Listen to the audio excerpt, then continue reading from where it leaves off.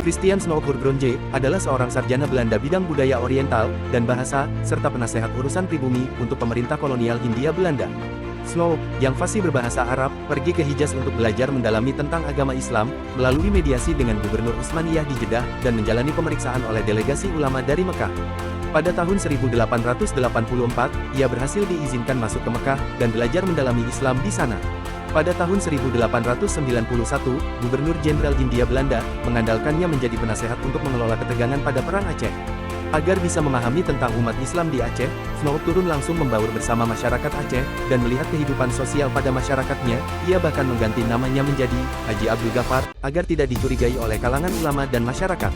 Setelah mempelajari tentang kehidupan sosial dan budaya masyarakat Aceh, Snouck menyimpulkan bahwa yang memiliki peran penting dalam menggelorakan perang di Aceh adalah kalangan ulama. Sedangkan peran sultan dan para bangsawan serta masyarakat hanya mengikuti perintah ulama. Snouck menyarankan kepada pemerintah kolonial untuk bisa menarik perhatian masyarakat Aceh dengan membangun masjid-masjid serta sekolah untuk kalangan pribumi. Masjid Baitur Rahman adalah salah satu dari masjid yang dibangun kembali oleh pemerintah kolonial Belanda setelah sebelumnya dibakar oleh pasukan Belanda dalam pertempuran di Kutaraja. Dengan menetapkan strategi utamanya, Divide et Impera, atau politik pecah belah, yakni mengadu domba antara kalangan ulama dan pejuang dengan masyarakat Aceh. Nasihatnya pada pemerintah kolonial adalah, untuk berusaha sedikit mungkin untuk campur tangan dalam urusan agama, dan memberikan kebebasan optimal dalam menjalankan ibadah.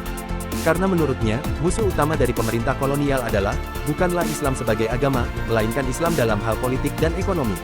Netralitas menurutnya hanya berlaku pada Islam sebagai agama, yang hanya menjalankan ibadah saja. Tetapi Islam dalam hal politiklah yang paling berbahaya, dan bahkan harus ditumpas sejak dini. Atas sarannya tersebut, perlawanan dari rakyat Aceh pun dapat diredam.